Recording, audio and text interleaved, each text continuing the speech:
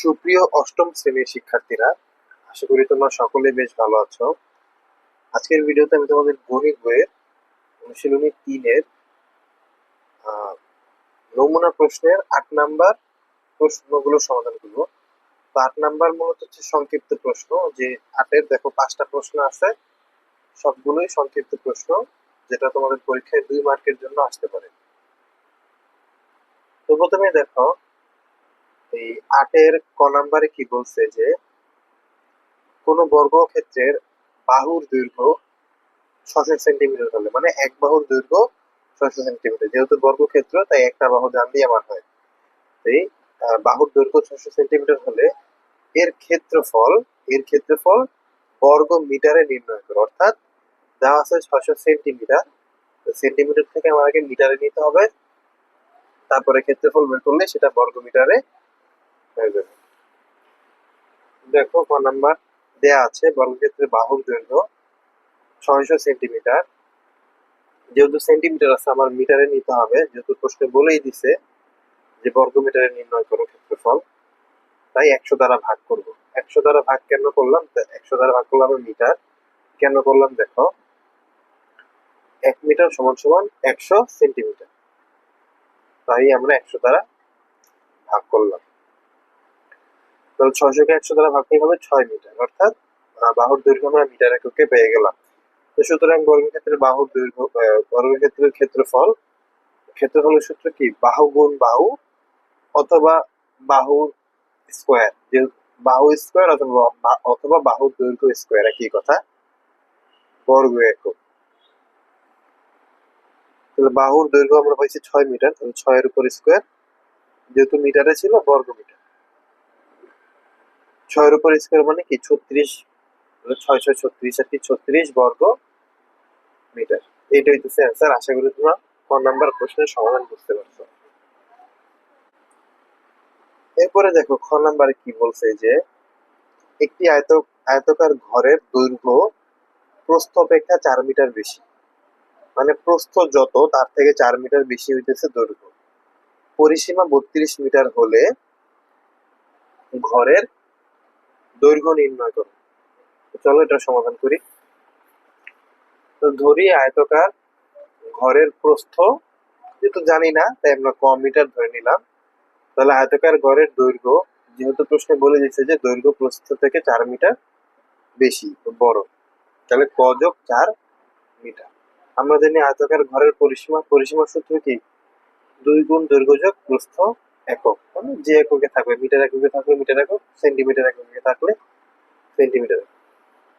তাহলে 2 এর 2 দৈর্ঘ্য ক যোগ 4 আর প্রস্থ ক মিটার। ক আর ক যোগ করলে হবে 2 ক, আর 4 এর 4 থাকলো এত মিটার। এখন গুণ করে দিব, 2 এর সাথে 2 ক গুণ করলে হবে 4 ক, 2 এর সাথে 4 গুণ করলে হবে 8, অর্থাৎ 4 ক যোগ 8 মিটার। এটা পরিসীমা পেলাম। আবার প্রশ্নেও কিন্তু একটা পরিসীমা দেওয়া আছে, যে 32 মিটার একটা পরিসীমা দেওয়া আছে। অর্থাৎ আমরা প্রশ্ন মতে দিয়ে লিখতে পারি যে 4 ক যোগ 8 সমান সমান 32, কারণ এটা আমরা কি ওই যে ক দৈর্ঘ্য প্রস্থ ক এর হিসাবে ধরে এটা বের করছি, আর প্রশ্নে দেওয়া আছে 32 মিটার। তাহলে এই পরিসীমা সমান সমান পরিসীমা। তাহলে এখানে যোগ 8, 8 এখানে যোগ অবস্থায় আছে, পক্ষান্তর হইলে এখানে বিয়োগ হয়ে যাবে। 4 ক সমান সমান 32 থেকে যদি 8 বিয়োগ করি তাহলে হবে 24। 4 আবার কোয়াড্রিতে গুণ অবস্থায় আছে, তাহলে পক্ষান্তর হইলে বাম দিক থেকে ডান দিকে আসলে সেটা ভাগ হবে। অর্থাৎ 24 কে যদি আমরা 4 দ্বারা ভাগ করি তাহলে ক এর মান হবে 6, অর্থাৎ প্রস্থ হইতেছে 6। যেহেতু আমার প্রশ্নে প্রস্থ চায় নাই, চাইছে কিন্তু দৈর্ঘ্য। যদি প্রস্থ চাইতো তাহলে আমরা প্রস্থ লিখলাম 6 মিটার। যেহেতু চাইছে দৈর্ঘ্য, তাই ঘরের দৈর্ঘ্য ক যোগ 4, ক এর মান 6, 6 যোগ 4 অর্থাৎ 10 মিটার। এটাই হইতেছে অ্যান্সার। আশা করি তোমরা খ নাম্বার প্রশ্নের সমাধানটাও বুঝতে পারছো। এবার দেখো গ নাম্বারে কি বলছে যে কবিতাদের বাড়ির পানির ট্যাঙ্কে 8,000 লিটার পানি ধরে, ট্যাঙ্কটির আয়তন ঘন মিটারে নির্ণয় করে। লিটার থেকে মিটারে আছে, এই আয়তনটা আমাদের ঘন মিটারে নির্ণয় করতে হবে। তো চলো এটা সমাধান করি। দেয়া আছে ট্যাঙ্কটির আয়তন 8,000 লিটার, যেহেতু লিটার থেকে আমাদের ঘন মিটারে যেতে হবে, তাই আমরা লিটার থেকে ঘন সেন্টিমিটারে যাই। তাহলে আমরা জানি 1 লিটার সমান সমান 1000 ঘন সেন্টিমিটার। যেহেতু 1 লিটার 1000 ঘন সেন্টিমিটার, সুতরাং 8000 লিটার সমান সমান কি 8000 গুণ 1000। তাহলে গুণ করলে হবে একক, দশক, শতক, হাজার, অযুত, লক্ষ, নিযুত, অর্থাৎ 80 লক্ষ ঘন সেন্টিমিটার। ঘন সেন্টিমিটার, এখানে আমাদের সেন্টিমিটার থেকে কি আবার মিটার এককে যেতে হবে। তাহলে মিটার এককে যাওয়ার জন্য আবার আমাদের 10 লক্ষ দ্বারা ভাগ করতে হবে। কেন ভাগ করতে হবে? যে 1 ঘন মিটার সমান সমান 10 লক্ষ ঘন সেন্টিমিটার, এই কারণে আমরা 10 লক্ষ দ্বারা ভাগ করলাম, অর্থাৎ এখানে আমরা ঘন মিটার এককটা লিখলাম।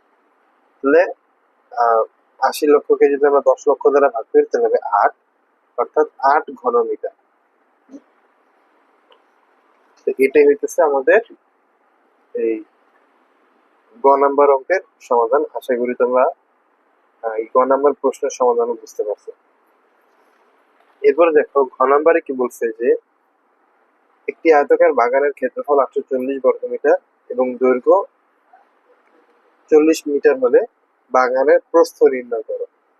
তো চলো এটার সমাধান করি আমরা। দেয়া আছে আয়তাকার বাগানের ক্ষেত্রফল 840 বর্গমিটার এবং দৈর্ঘ্য 40 মিটার।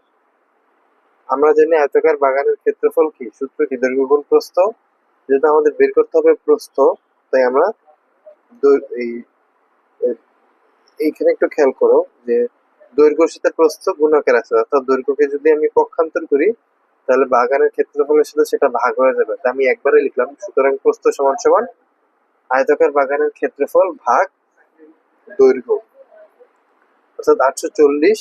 আয়তাকার বাগানের ক্ষেত্রফল হচ্ছে 840 আর শুধু 40, 840কে যদি 40 দ্বারা ভাগ করি তাহলে হবে 21 মিটার, অর্থাৎ আমি প্রস্থ পাইলাম 21 মিটার। আমার কিন্তু প্রশ্নে এটাই চেয়েছে যে প্রস্থ নির্ণয় করো। এবার দেখো ও নাম্বারে কি বলছে, যে আয়তাকার একটি ক্ষেত্রের দৈর্ঘ্য প্রস্থের 2.5 গুণ। ক্ষেত্রটির ক্ষেত্রফল 160 বর্গমিটার হলে ক্ষেত্রটির প্রস্থ নির্ণয় করো। তো চলো এটা সমাধান করি। যে আয়তাকার ক্ষেত্রের প্রস্থ, যেহেতু আমি কোনোটাই জানি না তাই ধরে নিব, এখানে ধরে আয়তাকার ক্ষেত্রের প্রস্থ ক মিটার, আয়তাকার ক্ষেত্রের দৈর্ঘ্য, দৈর্ঘ্য কি বলছে প্রস্থের 2.5 গুণ, ক গুণ 2.5 অর্থাৎ 2.5 ক মিটার। প্রস্থ ক মিটার ধরে নিছি, তাহলে দৈর্ঘ্য হবে 2.5 ক মিটার। আয়তাকার ক্ষেত্রের ক্ষেত্রফল, ক্ষেত্রফল সূত্র কি দৈর্ঘ্য গুণ প্রস্থ বর্গ একক, তাই 2.5 ক গুণ ক, এখানে বর্গ মিটারও লিখতে পারো, আমি বর্গ এককই রাখছি। তো 2.5 ক গুণ ক, ক আর ক গুণ করলে হবে ক স্কোয়ার, 2.5 ক স্কোয়ার বর্গ একক বা বর্গ মিটার। প্রশ্নে কিন্তু বলে দিছে যে ক্ষেত্রফল 160 বর্গ মিটার, প্রশ্নে এটা দেওয়া আছে। তো এখানে আমরা ক্ষেত্রফল পাইছি এবং প্রশ্নে ক্ষেত্রফল দেওয়াই আছে। অনেকটা হচ্ছে যে আমরা একটু আগে পরিসীমার অঙ্কটা যে করলাম, যে খ নাম্বারে যে অঙ্কটা করছিলাম ওইটার মতো অনেকটা। তাহলে 2.5 ক স্কোয়ার সমান সমান 160, প্রশ্ন মতো দিয়ে কি 2.5 ক স্কোয়ার সমান সমান 160। তাহলে 2.5 ক স্কোয়ারের সাথে গুণ অবস্থায় আছে, তাহলে পক্ষান্তর হলে এখানে ভাগ হয়ে যাবে। তাহলে 160 কে যদি 2.5 দ্বারা আমরা ভাগ করি তাহলে হবে 64। ক স্কোয়ার সমান সমান 64, তাহলে ক এর উপর স্কোয়ার মানে বর্গ, বর্গটা যদি পক্ষান্তর হয় তাহলে দেখো বর্গটা কিন্তু বর্গমূল হয়ে গেল। তাহলে 64 কিন্তু আমরা বর্গমূল করি তাহলে হবে 8, ক এর মান 8। আমরা ক কিন্তু প্রস্থ ধরে নিয়েছিলাম, প্রশ্ন বলেই দিছিল যে প্রস্থ নির্ণয় করো, যেহেতু ক ক প্রস্থ ধরে নিচ্ছি সুতরাং প্রস্থ সমান সমান 8 মিটার। তো আশা করি তোমরা এই ও নাম্বার অঙ্কটা বুঝতে পারছো এবং এই সংক্ষিপ্ত প্রশ্ন সবগুলো অঙ্কেই বুঝতে পারছো।